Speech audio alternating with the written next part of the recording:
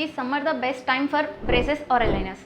Yes, summer వెకేషన్లో braces అనేవి పిల్లలకి స్టార్ట్ చేసుకుంటే కంప్లీట్గా ఇంట్లోనే ఉంటారు కాబట్టి చిన్న చిన్న అడ్జస్ట్మెంట్స్ ఏమన్నా ఉంటే స్టార్టింగ్లోనే ప్రాబ్లమ్ సాల్వ్ చేసుకోవచ్చు. బ్రేసెస్ కొత్తగా స్టార్ట్ చేస్తారు కాబట్టి అలవాటు లేనప్పుడు కొంతమందికి మౌత్ అల్సర్స్ వచ్చే ఛాన్సెస్ ఉంటాయి. అలానే ఫుడ్ తినేప్పుడు ఇబ్బంది అవుతూ ఉంటుంది. సో దానివల్ల ఫుడ్ సరిగా చూ చేయలేకపోవడం వల్ల బ్రేసెస్ అనేవి ఊడిపోయే ఛాన్సెస్ ఉంటుంది.